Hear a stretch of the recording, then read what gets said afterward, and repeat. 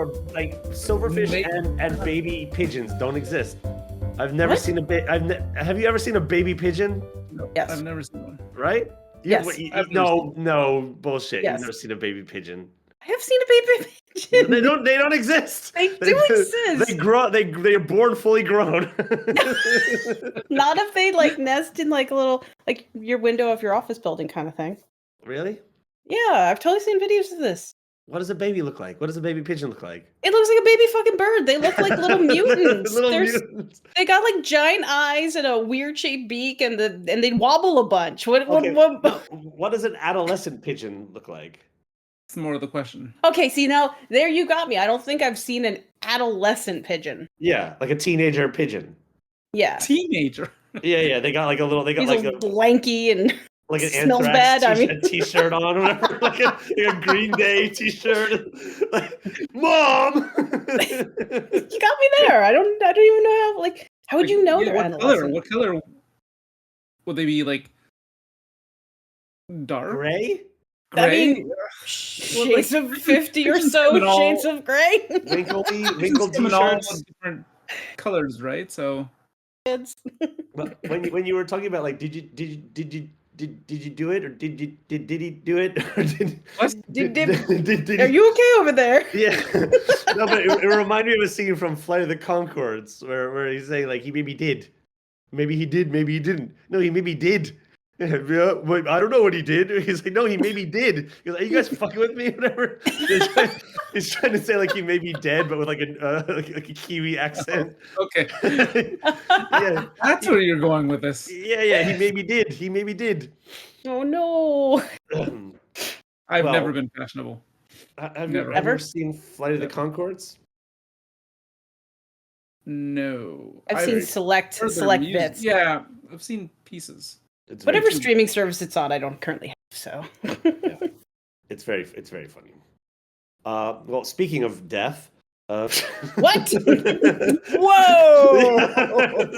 You never know when it comes knocking. You never know when I don't know. Is that a good transition or not? Meet the Reaper.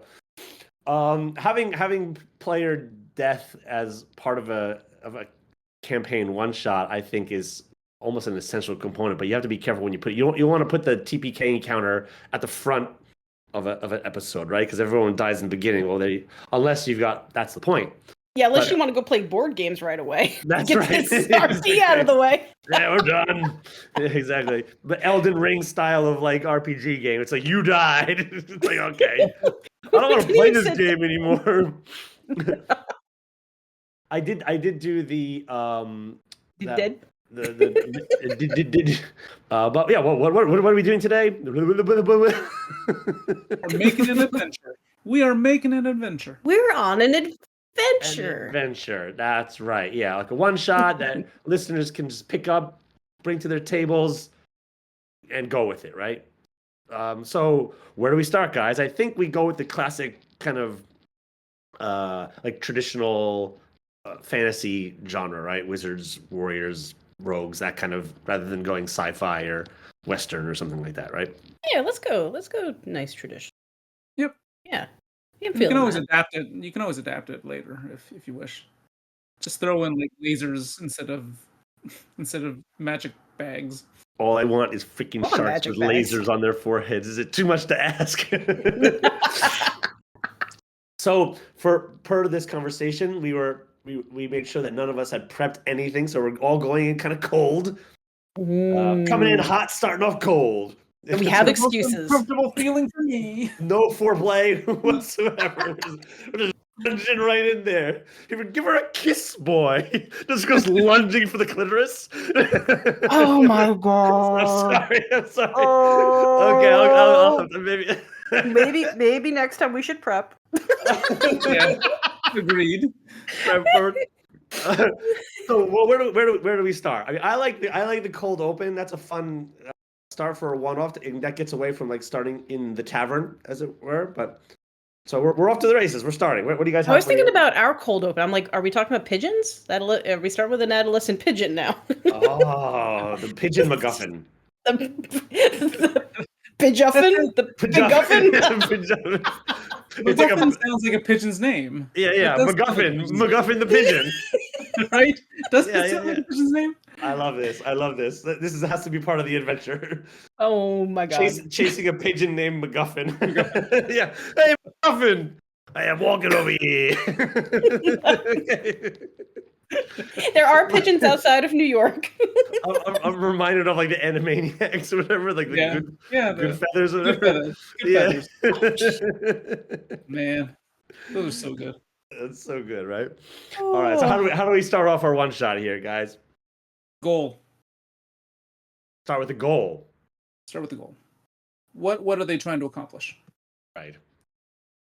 Good question. Well, I like the idea of like the fated party that comes in that you can kill them off real quick and then you have them start over and then they know what they're coming up against, kind of thing. Like have like the sort of like an Egyptian tomb where they come in and the first group unlocks the villain, right? Lets it the curse, out into the open or whatever. And now the next party's got to go in and like undo the fuck-uppery of the previous group or something like that, right?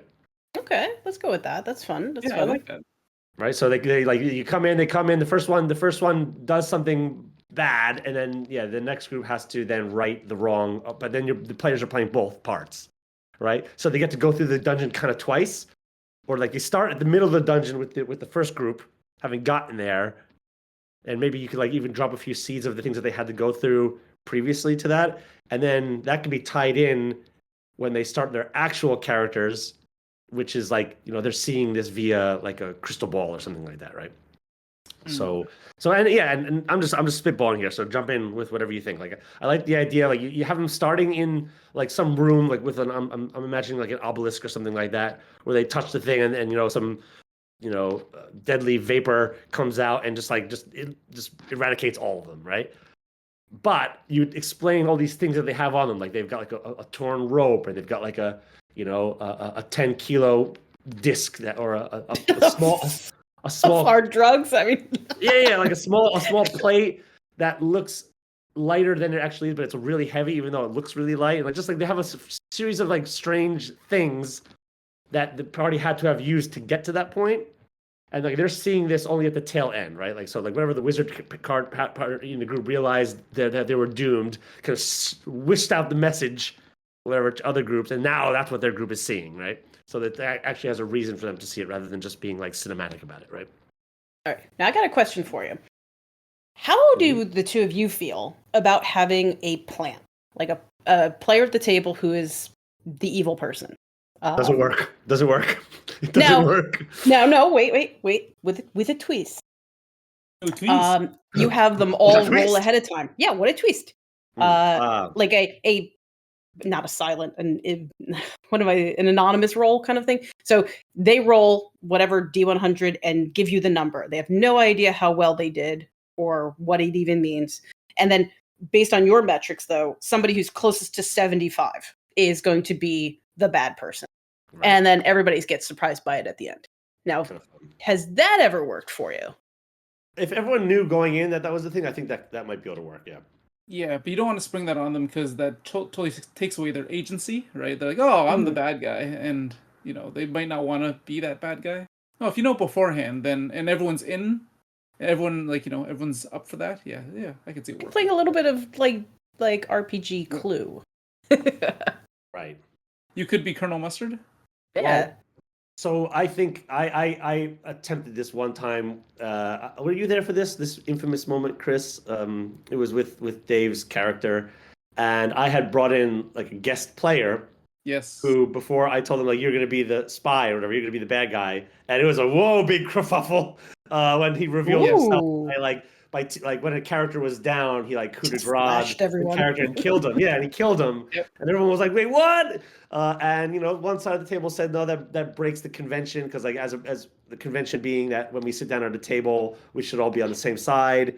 My argument was, but you knew that somebody might be a traitor, blah blah blah blah blah. In the end, we stuck with what happened, but it was a bit contentious at the moment. So yeah, I think interesting having that buy-in. I think it was kind of a cool, memorable moment. But I think so. I'm reminded of playing a legacy board game of Betrayal on a betrayal at House on the Hill. So it's a fun game. It's all right. I mean, it's a little bit dated at this point, I think, and the legacy version is not that great. But the first game of the legacy game. So a legacy game is like where you play the board game over and over again. The rules kind of change as you go along, right? And the first one was the best one, which was one of you is the traitor, is like the witch, and you've got to like kill the other people. You have to kill the witch, right? And in the end, like all of us become like, it becomes very competitive, and we all start kind of like double crossing each other, and until there's just the two of us, right? Of the 4 players, 2 of them have died. It's just 2, and I'm like, you're totally, and like everyone's saying, no, I'm not the witch. No, you're not the witch, and like we all end up dying. Everyone, it was like a total TPK kind of situation, and in the end, none of us was the witch, and that was the fun. That was like the amazing. That was the twist, which was a masterstroke. Oh, I like that. Really, really fun. It was a really fun moment. Telling everyone that there's a werewolf and there's not a werewolf. And no one is the werewolf. Yeah, exactly. You get into that kind of group thing. So, yeah, okay. So if our one shot, we want to start off with the potential that one of you will be the bad guy. It actually reminds me of the card game that I'm making right now about Oppenheimer, where one of the players becomes the spy midway through the game, but you don't know who it's going to be and when that person turns. It just happens from a random card draw. So, yeah, if players go in knowing that at a certain point, I wouldn't do it with a die roll. I'd maybe do it with like a deck of playing cards or something like that, where you just pass them all out and you preload one of them as the Joker or something like that, or remove all the cards except for a Joker, and then maybe we can work that into the session. I think so. You got a deck of cards. Keep it as is, but remove only one of the Jokers and leave one Joker in the deck. Shuffle them up. Whoever draws the Joker becomes cursed. They're the villain of the story. Okay. But as they kind of like rummage through the dungeon and like they find loot and whatnot, they just draw cards from this deck, and each of the cards has something, right? Or gives them a piece of information or something like that. And so like we could make a little table of like what all the clubs do and the spades do and the hearts do or something like that. And like diamonds is just money. It's coins or something like that, and hearts is like a little clue to the mystery or something like that, right? But they get these cards, but then every once in a while they get it. What'd you get? Oh, some money, But actually, I just realized that I've been cursed by the ancient the mummy curse. But I mean, mummy curse is a bit too generic. But I like the curse idea. That comes out of something. A MacGuffin the pigeon, like there's like a bronze pigeon statue in the middle of this cave or whatever that just curses anybody who touches it or something like that. Unless you give it French fries. Right. So I guess the question though is, do you have like first level characters that they're gonna immediately discard after they die for the opening, or do you just let them keep their current character that they've made? Let them try that out first. Yes. And then when they die, they just take the same character sheet and use that again? I think they could. Well, I would say if you're going to do a one-off, don't use first level characters. At least 4th level or higher. Okay, yeah. Right? Yeah, I can't stand first level characters either. Right? Yeah. They can't do anything. But you fight a spider and you die, right? Yeah. The babies. I like the idea that they can just be their character. Well, what you want to do is you want to make the opening really fast. Yep. Like 20 minutes at most. In and out, just one scene where it's like the big moment. Like have them fighting some mythical thing where like it's like the moment in the beginning of a horror movie where like you don't quite see the bad guy, but everyone's getting killed by the bad guy. You hear your allies screaming. yeah, exactly, right? Something like that, like Aliens 3 moment or something like that. It's like chasing them down the hallway, and they're trapped and they're doomed, and then the wizard sends off that one like, help us, help me, Obi-Wan Kenobi, you're my only hope. So given that it's only 20 minutes, though, you can't really do a combat, because combat takes forever to begin with, right? Oh, you do. You just do one or two sweeps, very quick, one round. You start you start the whole session off by saying roll initiative, and everyone just goes like, what? And then what's happening, right? And then that could be fun. Yeah. And then you slowly explain the situation where there's a well, let's get some details here, right? So room. I like something like a domed room with a floor that slowly kind of like depresses to a center.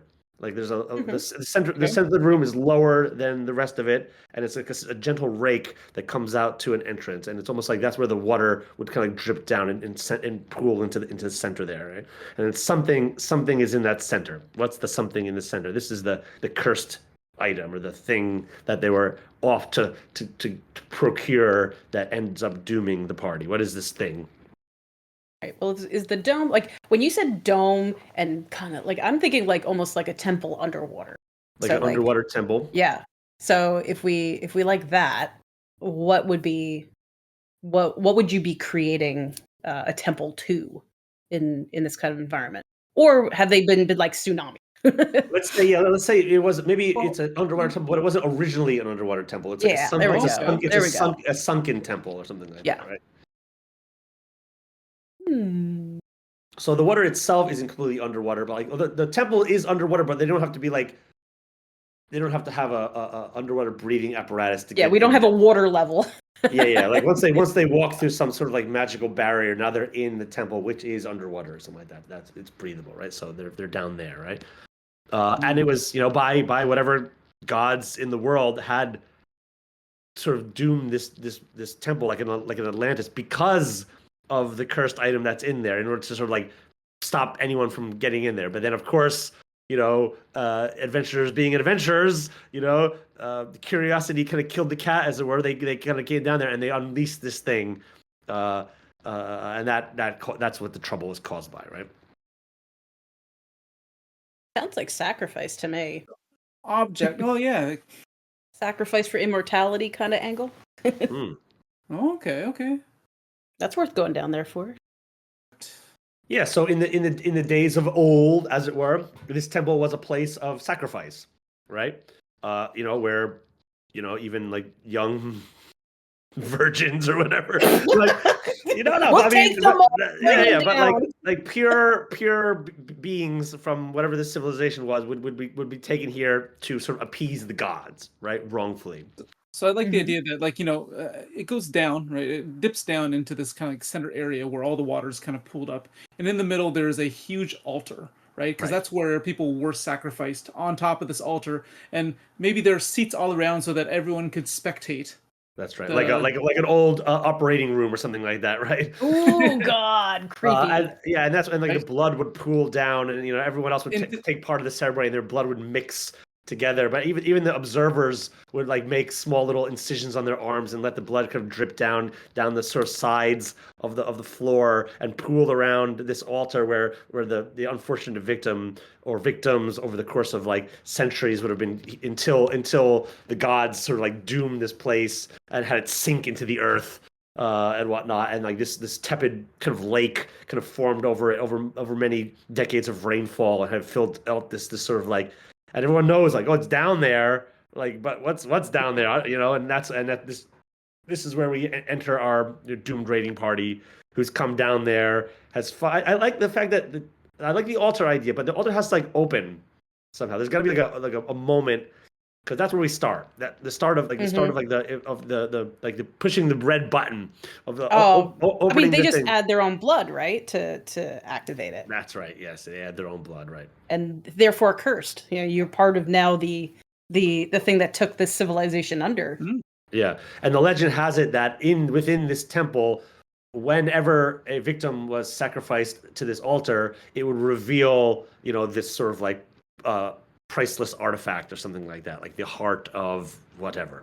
Yeah, that would be like just almost like a giant diamond or something like that. And that's what they're trying to find. Right? That could be a heart-shaped chalice that they a heart-shaped chalice. That's right. Yeah, exactly. I like it. Good. All right. And whatever is. What's possessing the place? Obviously, it could be the souls of all the sacrificed victims who are now in there, who are then released, who are now vengeful of a life stolen, who now steal the life of the people who Are they not immortal themselves? Just not in the way they want it to be? Exactly. So okay, there we go. There's our MacGuffin. The party comes down here, and as they kind of in an attempt to relinquish this diamond chalice, get sort of their souls like sucked out of them by this amorphous gas, whatever it is, like that is the communal a blood elemental. A blood elemental. Ooh, yeah, that's cool. That's cool. Oh, badass. Awesome. All right, that's the reveal. So, but it kills the party really quickly by kind of like draining their life force, right? And so it's got to be something that can be overcome, but with difficulty. So, if we bring the card element into it, like every spade card that they receive, a player gets a chance. So, okay. This blood elemental's one of its powers is to basically consume the soul of a living adventurer, right? And that's like a one-shot kill type of situation, right? It's a save or die attack. However, artifacts within this dungeon, people knew, even when sacrificing that, we're doing this to appease the gods, but there's the evil spirits as well that people in the old civilization didn't know was actually it's like the same entity that they were sort of like praying to, like there's like they were sacrificing it to like an evil deity or something like that. There are sort of like maybe medallions around the temple that are the spade cards that give you a chance to sort of automatically pass a save or die roll. Right? Nice. Yeah. So like what encourages exploration. Yeah, exploration, and the players will have like these items, and then when they finally, unlike the doomed party at the beginning, that you make a DC that's like really difficult to beat, like 15 or something like that, and so they all quickly start succumbing to this thing because you want them to die quick. But then when the party, when the real party gets there at the end of the session, you don't want them to die quick. So how do you do that? Well, you give them these spade cards so that they could like turn them in whenever they fail a roll when they fight this beast at the end, right? So that could be the fun little currency at the end of the game, right?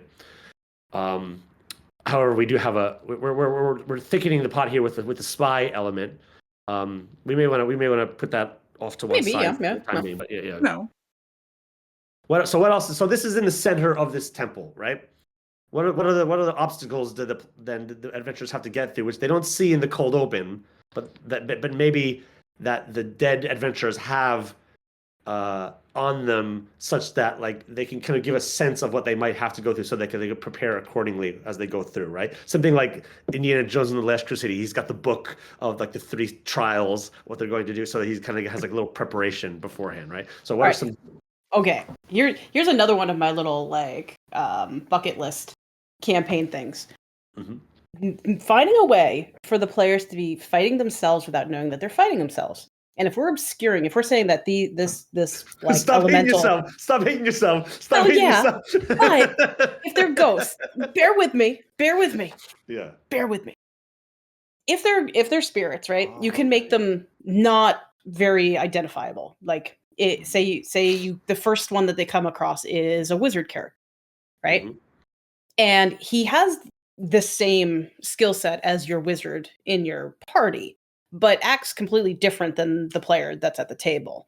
Mm-hmm. By maybe the third encounter, they'll be like, wait a sec, we had a wizard, a rogue, and then they'll kind of figure out that they might be fighting themselves, mm-hmm. or like a version, of their dead characters. But I think that's kind of fun, having to fight the kit that you brought into the temple with. Right. I like that idea of like when they do finally get to the bodies, you have them describe like what their characters look like at the end. So like rather mm-hmm. than like tell me what your character looks like at the start of an adventure, boring, but like at the end when they find the bodies and they explain like what the clothes are that they're wearing, and it happens to be like identical to the one. So there's like this weird, almost like history repeating itself element, like that. Yeah. That doomed party happened, hundreds of years mm-hmm. in the past, and now you guys are coming up and they're seeing it again, and it's like this weird, like whoa, like that's a creepy. I like moment that of the gods kind of playing with them a little bit. Yeah, I like that. Oh, that's kind of cool, actually. Yeah. All right, but so what are some challenges that they have to overcome before they reach this sort of big bad at the end, which is the blood golem? All right. Well, let's go through some basics. All right, it's a one shot, so we can't have too many rooms, and the rooms You like can make four it rooms at max. Yeah, how many that's kind of spades the do you want to rule, give right? out? Right. So it's kind of like the rooms. Are they all going to be in a straight line, or are they going to be branching off where there's an option of like avoiding one of the rooms or something like that? Like, what is the shape of this temple? Yeah. I think I so Make it a diamond. with the center, it could be like a diamond shape where they're trying to get into the center of this diamond, and then the 4 rooms are like the 4 points of the diamond, and so they got to kind of go to these 4 rooms in order to like unlock the center. In Oh order to yeah, every time open you up the you center. do it, it's like something just like you hear like the crunching of stone opening something somewhere. Yeah. Yeah, Yes. So classic. there's a center room that's sort of closed off, and they've got to do 4 things in order to kind of open up the center room. Yeah, and so this would be like a functional temple that would be sort of like back in the day when it was a worshipped at. And the idea that like I like the idea that they were worshiping what they thought was a benevolent god, but ends up being was this blood golem that was like Yeah, this terrible thing. Yeah. And so it has the function of being closed off for like for invaders or during the off season or whatever, like you know what I mean, like they close for business when they're like It's not sacrifice season. Sorry, come back later. yeah. I'm sorry, we're closed. We will not be open until 8 o'clock tomorrow morning. Until spring. It's the shoulder season. The tickets were so cheap. Right. So I like so the maybe okay, room 1. They walk in. This would be like a room where like the worshippers who would go here would have to kind of like traverse the diamond, as it were, before entering the center, right? So that's sort of and like now the players can go either way, and then maybe that could be part of it. It doesn't matter if they do it in what order, but like going through each of the rooms would like tell something of a story. Like if you go into a church and you could see like this sort of like the Jesus on the cross or something like that, right? So you have this sort of panel of what the victims would kind of like have to walk through before entering the center where they would, right? And so I like maybe the first room has some kind of like maypole or something like that has all the kind of like the strands hanging off of it, like all these old bloody rags and things like that that are tied up, and then if they're sort of like cut off the maypole, then the maypole has some sort of like runic a structure written on there that kind of gives them part of the cipher needed to unlock the central room or something like that. So maybe some sort of maypole that could simply be the first room, something like that. Right. Are our sacrifices willing or not? I think that the what would be in these rooms as they pass through them, I think would be very different if they were being forced through them or if they were willingly going to the altar. I like willing. I like. Well, I mean, as willing as any sacrifices, I suppose. Like you're the lucky unlucky one to be picked or something like that. But, right. So No. That those that want to be sacrificed, they look up to the ceiling and they're awaiting their immortality. Immortality, right? Yeah. Yep. So this is a benevolent. So it's a trickster god posing as a benevolent god, and so the society that is sacrificing these people, definitely the sacrificee is like about to ascend. Yeah, so maybe a lot of the the people who are not chosen wouldn't be able to look up. Maybe there's like a don't look up society in a weird way. It's like all of the real sort of like poignant stuff is painted on the ceiling. I like that. But it's also magical. But so there's almost like a numbing agent to it. Every time you look up to see these images, you're slowly becoming like willing to sacrifice yourself to the blood god, right? Awesome. So so like there's like the murals on that give you like actually lower, almost like cosmic horrors. Like it starts. The more you look at it, the more insane you become. Yes. So and since this is a one-off, let's say that it's like a wisdom saving throw that has to be past it, or you become part of this blood golem's life energy or whatever. You become absorbed, right? And every time you look up, you lose a point of wisdom. Just crazy. Straight up. That's wow. Then the first time they do it, they go like, "What?" But what they're doing is like they're literally looking back and they're seeing like all of these faces, looking like all of the the thousands of people that have been sacrificed over the hundreds of years that this temple was in working order, like kind of like looking back and calling them forward, and that's what they see, and they kind of go like a little bit mental, right? And that's why they lose or if you're playing with the sanity system, you just lose some sanity there, right? Well, The player, if the player asks what's on the ceiling, they immediately look up and then they lose a wisdom point. Lose a wisdom point. Yeah. Yeah. That's cool.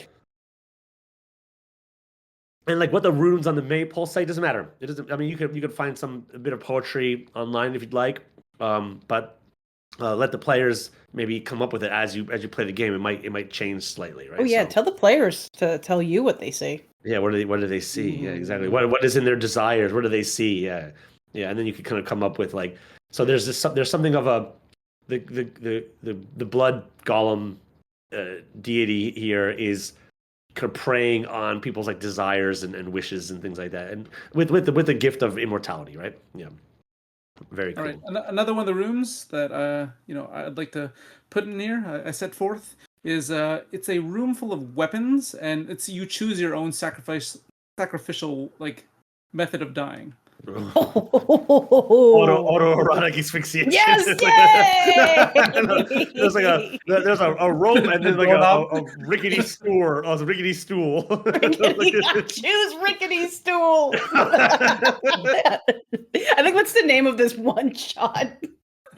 Rickety stool. We're gonna play rickety stool.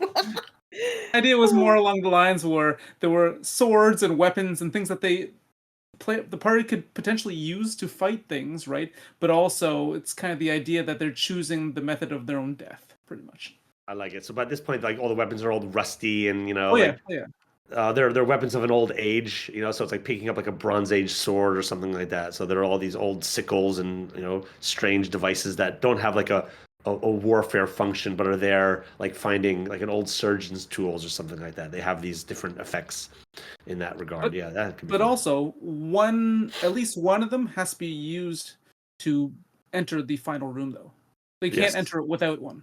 It's like a key. Yeah. I would say this is the last room too, because some of your more insane people or low wisdom people at this point might not even see rusty weapons. They might think like these are glorious things. Yeah. Right.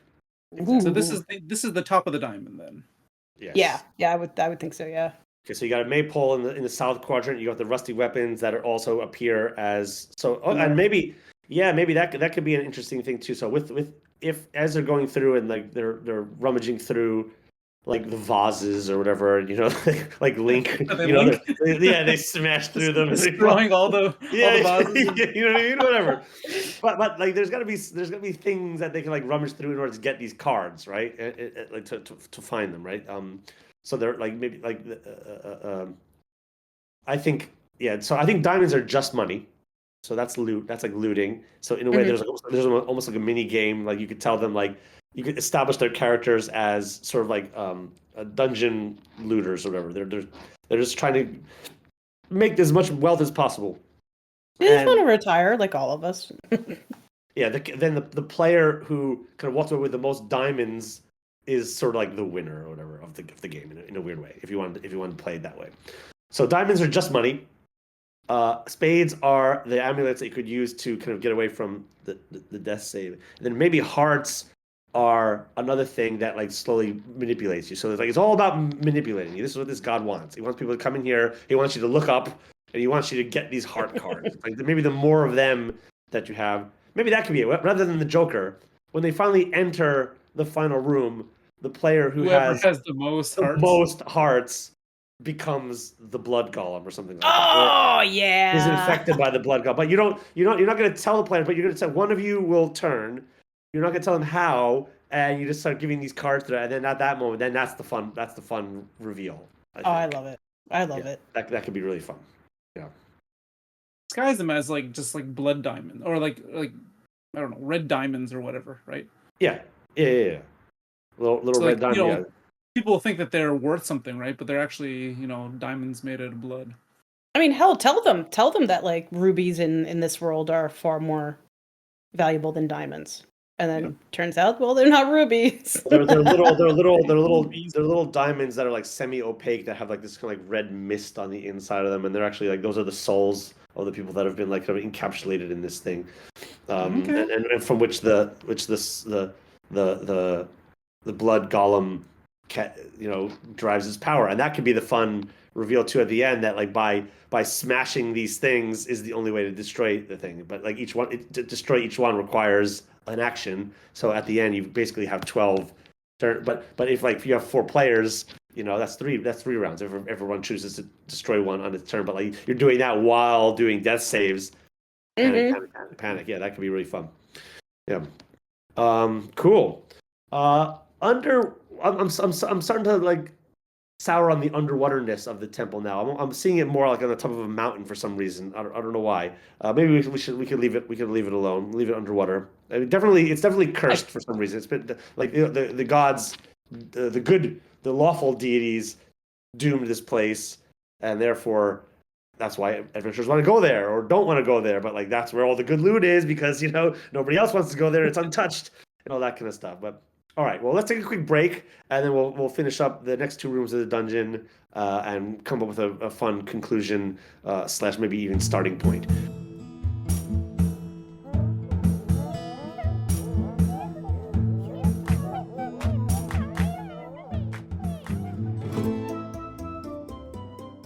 So before we go back into the final stages of this shit. That was give us more credit. Yeah. Like, damn it. Like it was like I put like those pizza rolls in the toaster oven and just walked away. Like came back to them burned halfway. God damn it! Yeah. It's like it's so just because you really wanted pizza rolls and like yeah. Then you come back. Does anybody ever really want them? Oh, like, burnt bagel bits. Oh God, no. Pizza rolls for life at that point. Really, pizza rolls over bagel bites? Yeah, 100%. Really? And I say that because I actually have pizza rolls in my freezer. Dino nugs or regular nugs? I would have said Dino nugs originally, but they've changed the recipe, and I'm pissed. They're not as good. No more lips and hooves. Yeah. actually, spicy and pasta nuggets are really good. Just like the rest of the chicken, just put it in. Get them all in there. Promising immortality. The pink ooze. Yeah. Every once in a while, you'll get like a bigger gristle and like a hot dog, and it's like, oh yeah. I think I know where that came from. Yeah. Which quadrant? God. We are carnivores, everyone. We are carnivores. Okay. All right. Before we continue on with I'm leaving it in. I'm leaving it all. Yeah. Oh yeah. Oh, I know you are. We do have a really surprisingly on point Dear GM letter for this. Ooh. Yeah. All right.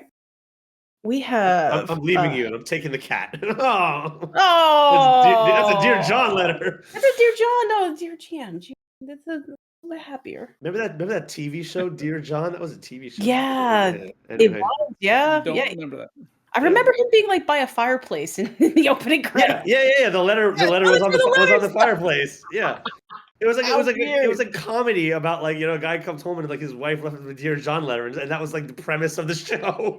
But it had like a whole low level sadness the entire time. Yeah.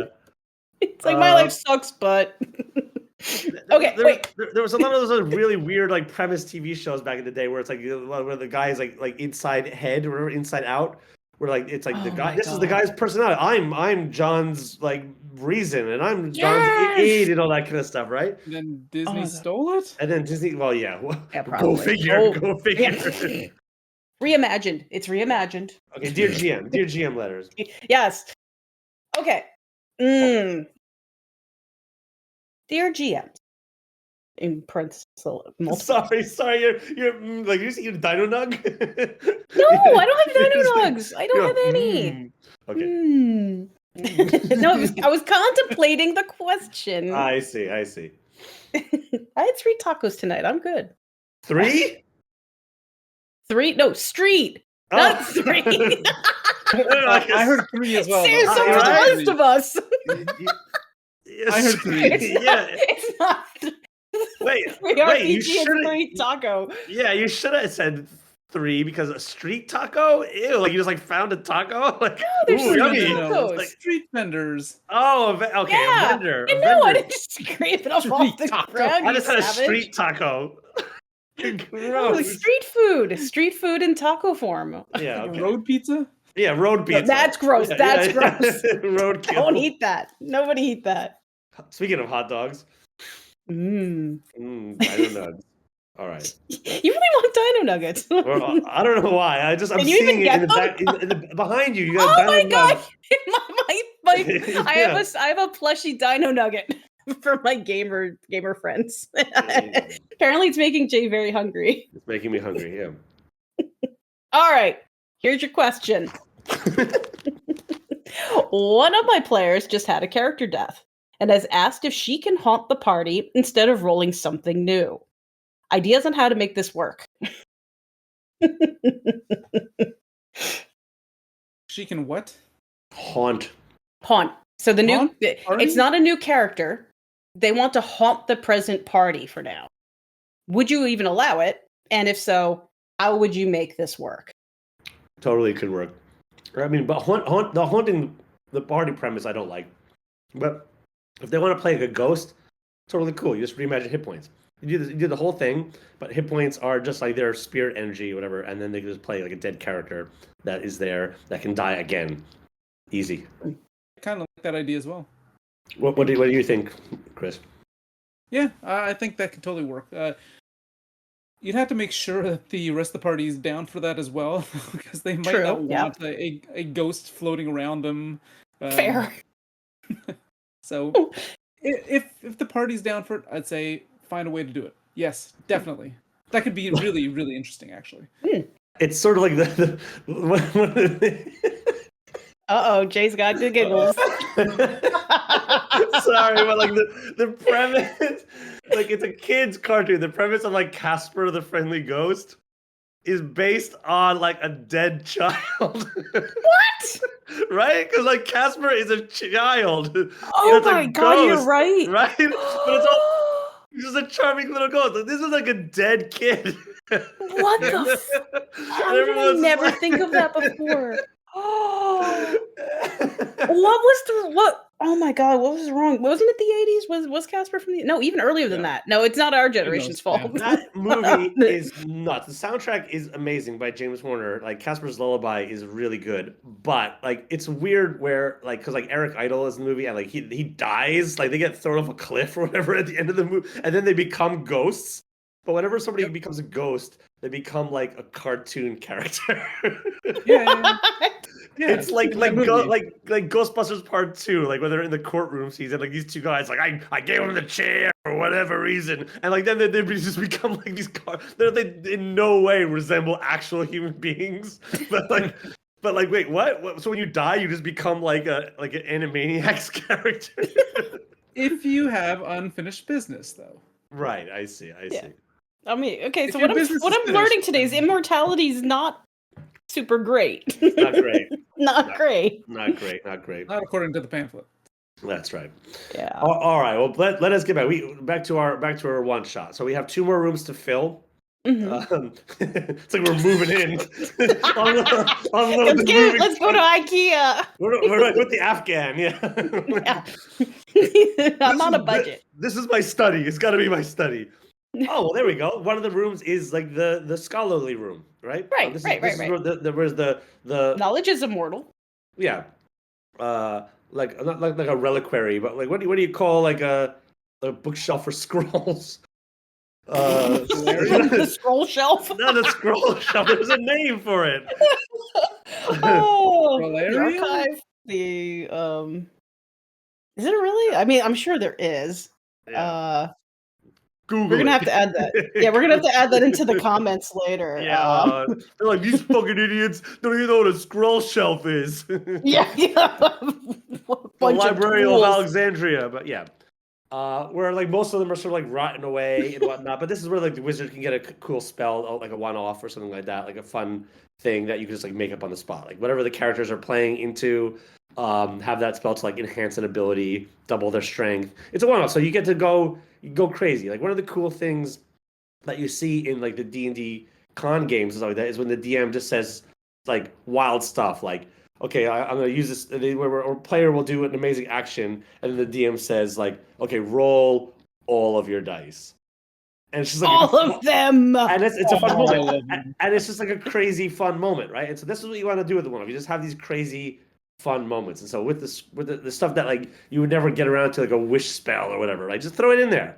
Right, have a spell that is like, you know, doubles their strength for a round, or you know, makes every roll for a crit for a round, or something like that. Like something that's this is where they get the little, because a lot of the stuff that we've come up with so far is sort of like taking them down a few pegs. This is the room that gives them the good stuff, that gives them like a little boon rather than a bust kind of thing, right? Okay, I like that. So, I like that. Yeah, this is the old reliquary. This is where like the sacrificial lamb would come to sort of like, you know, meet with the elders or whatnot, and sort of, you know, get bathed or whatever it was. You know what I mean? So that's that room.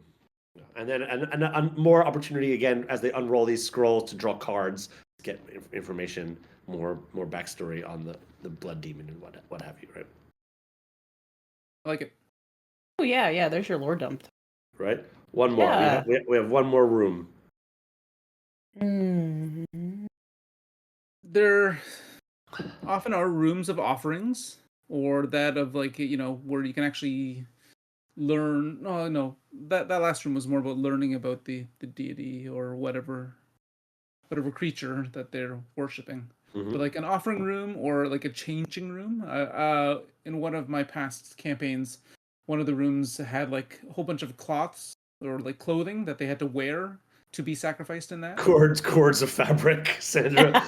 Oh no! I have a lot bowl. right now. But yeah, maybe like a changing room, or it could be something entirely different. Something where they could have an encounter before the encounter. Yeah. And that's like the moment where like you could even just like throw up a bunch of cards on the table, and like these all those things that you find. People can, you know, the greedy characters can grab as many of them as they want. You know, but you're hoisting them up in their own petard. But like this is the treasure room. It's the treasure room. It's like there's like it's the offerings. The avarice room, yeah. That's right. It's all the flower petals and little like 1-cup sakes and all the little things that are there to appease the gods. Yeah. Well, it would be really fun if, to this point, like especially if they came from the knowledge room, right? That there's a bit of a debate. Like, do you want to go into the sacrifice with a bunch of offerings, or do you want to go in completely by yourself? To have some players like just absolute loot goblin the place, and some other ones being a little like, I don't think I'm taking anything, and then see what's gonna happen. Yeah, exactly. Well, so like the weapon room is on the far side of the structure that they come in on, and then that's where they've got to like kind of go to the far end, get the key, then go back to the start, and that's where the door is. So that's how you get them to go to all the rooms, right? So the way to open the door to the central room is simple. It's just get one of the keys and bring it to the door. Simple is that, but because it's a one shot, you don't want to get too complex. Yeah. But let's flesh up the lore of this creature then. So, no pun intended. The flesh out the blood demon. So I think maybe I think playing on the word blood is the fun thing. Like, so this is an ancient forgotten civilization that maybe the god's name literally means blood. So a lot of the stuff that they're reading is, you know, the god is within everyone and all this kind of stuff. So it's that kind of thing. But it's like, and it seems in the writings almost metaphorical, which then becomes like literal at the end. That it is in them. That it's in them. Yeah, exactly. Not for long. So that's fun. That's fun. Yeah. And like almost like Spartans or something like that. Like they would, you know, the reason that they were doing this sacrifice was in order to make this civilization stronger or something like that. Like, you know, before a battle or whatever. So sacrifice was necessary. The irony of an evil gods, however, is that they lead to their own demise, right? This is what happens to evil via like avarice and all that kind of stuff, right? So Mhm. this god was tantalizing its followers with the idea of immortality and strength to sacrifice themselves, but that's sort of what led to the demise of that society, right? So the evil deity himself was like the cause of it, right? And now it's only because of curious adventurers who are coming to like kind of awaken this beast again, after thousands of years of slumber that causes the cycle to reciprocate itself, right? Oh, it'd be so cool if he was like starving in a mace too. It's like, oh, this is my first takeout, my first Grubhub in like millennia.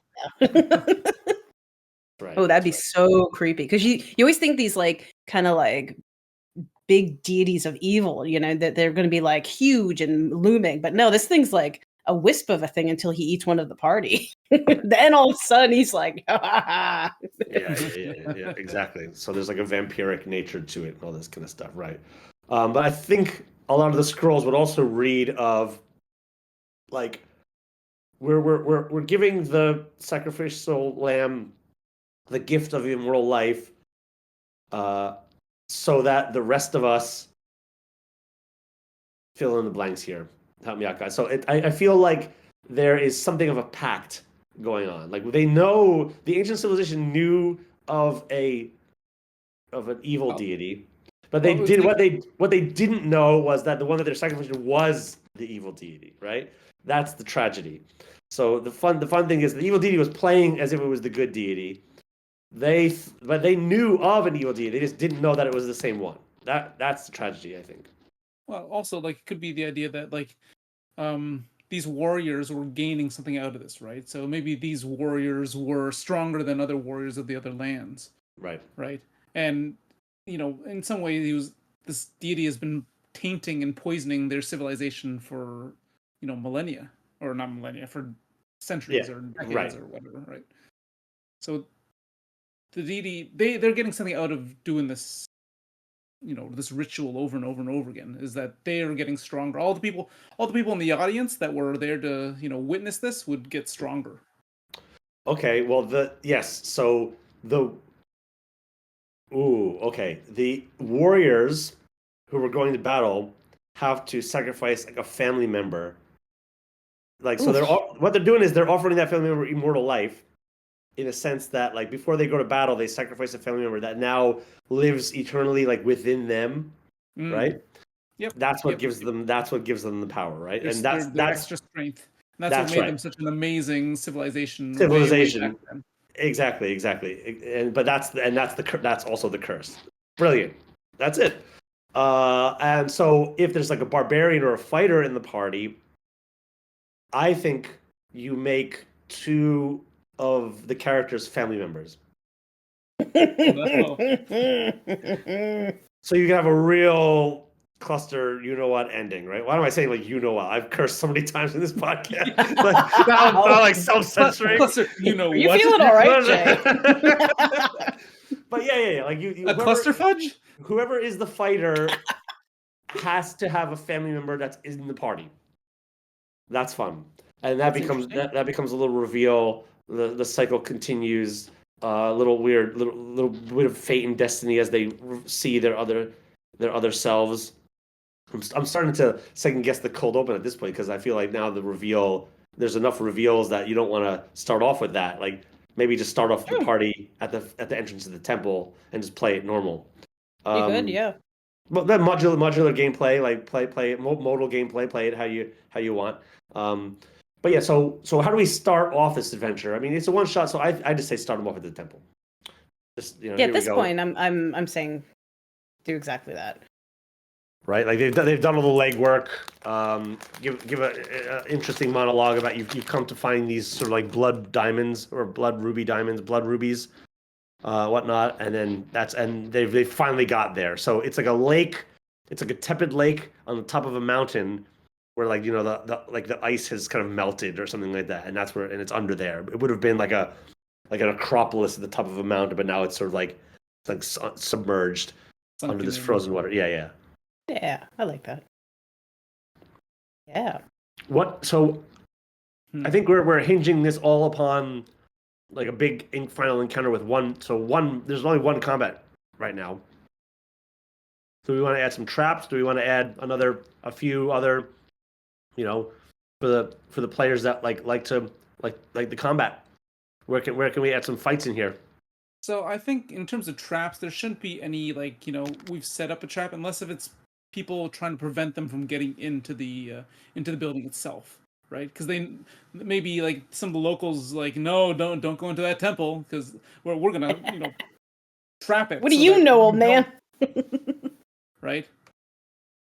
So either there'd be natural traps from like the building collapsing or the building like breaking down itself, so that could potentially so environmental challenges, traps, or it could be locals setting traps to prevent them from accomplishing anything. If it's submerged, then the obvious thing is like it's flooding itself, right? Pulling a few wrong scrolls out, that might compromise the integrity of a room. So each of the rooms is sort of like almost its own, like you can get cordoned off kind of thing. So like rooms have the potential to flood. Each room has the potential to flood itself. Perhaps underneath the entire so since this is like an old civilization, the whole structure like collapsing and the floors being brittle and whatnot, and like perhaps this whole temple was built upon like what do they do with all those bodies and all the bones of the people that were sacrificed, so that maybe they're underneath the temple. So some traps could just be like breaking through the floor and landing in this kind of pile of of skeletons and things like that. And that could be a fun little encounter as well. You could have sort of like there's a little undead fight for you if you'd like. Of people sort of like trying to protect the deity that they're now all kind of like slaves to in a sense. Now, so that in terms of like social encounters, though, I guess one of them could be speaking to the people at the top of the mountain, asking to get in, like trying to like bargain their way into it, or it could be maybe there's another group coming up from behind. Like, a little race. Yeah. You want to put like a time limit on this as well, right? Yeah. You don't want them to just like rest after every encounter or whatever. Meaning that you need little min-maxers. Yeah, for the combat heavy groups, you can just add guardians to the temple before they come in. Start with a little fight, like some minotaurs that are guarding or something like that. Or for the kind of rogue suspense enjoying groups, you don't start them at the door of the temple. You start them at like some hut on the way in, where they're like investigating where the actual location is, and so they've got to like get the information out of some kind of cagey local who doesn't want to tell them, oh, here we go, here comes another group that's like doomed, and he's in a way trying to protect them, but they like but maybe they figure it out. So like that this old fella who's living in a hut a few clicks away from the temple itself used to be one of the old guardians. He's got the old centurion armor hanging above the mantle and all this kind of stuff, but now he's just like it's been decades since anyone's come up this way, and he doesn't have the energy to fight them off, but he just tries to dissuade them from going, and that could be a fun little ambient kind of start to the adventure that way. The traps will get him. He sits back down by the fire. And the whole idea is like you want to build up the atmosphere of this as a doomed place. So if it's underwater, well, then they got to get down there. I mean, that could just be a series of swim checks to get underwater. I mean, you also put like a creature in the water for another combat encounter. That could be something like the Watcher from like Lord of the Rings before they get into Moria kind of thing, right? You got this tentacle beast that's in there, kind of that just happens to maybe it's not even associated with the temple itself. It's just some over the many years of just being here, something slithered its way into the lake, and there you have it. It could be the avatar of a good god preventing people from going in. Preventing people from going in. Yeah, right. Yeah. Awesome. And in that way, you are already doing bad things by slaying the good god's helper. Mm-hmm. So, but they don't know that though. What are we gonna name this temple? What are we gonna name this creature? Blood Diamond. No. No, God. They're so out of fashion. Yeah. Blabalon. Babylon. Fuck. Oh, God. Blood. Blood. Put little umlauts on it. Blood. Blood. Yeah. Well, I mean, because blood's the theme. Blood's the theme. Yeah. Blood is thicker than wine. No. No, he said a good title, Jake. Yeah, now I'm just making like cheesy like Harlequin romance. One of them's gonna stick. One of them's gonna stick. Yeah. Well, how do you say blood in different languages, right? Apparently, blood in Arabic is dumb. Probably really doom. No. If you're gonna put this temple into your world, just make it consistent with whatever your world is. So yeah, kind of like Ichor. Ichor, yeah. The Temple of Yeah. Ichor. Yeah, I mean it's like per Wikipedia, it's the ethereal fluid that is the blood of the gods and or immortals. So there we go. Very nice. It's pronounced Igor. Igor. Emphasis on the back end. The horse neighing like a young Frankenstein. Oh my god. Oh god. We are full of references today, aren't we? What do you want me to do with the bags? Anyway, that movie's fucking hilarious. I love it. All right, guys. Well, I think we've got a pretty good one-off here that players can kind of jump into and play adapt as they see fit. Yeah, very fun. And we started off with nothing. Now we have something. Guys, I'm a little better than nothing. It is. See, you have little faith in Chris. We got there. Hey, right? it turned out amazing. So right there you go. That's what happens when great minds get together, stumble along into each other, sing drunk songs, Thumbelina. All right. See you next week. Bye. Bye. Thanks for listening. Bye. The 3RPG podcast is produced and performed by Sandra Rosner, Chris Thac0, and Jay Underwood. Music and audio editing, mix, and master is done by Jay Underwood. Art by Chris Thac0. If you'd like to be a guest on the show, or hide under the tables, or have any questions, please email us at 3rpgpodcast@gmail.com. If you'd like to support the pod, please head over to our Patreon or our website at 3rpg.com. You can spell it out yourself.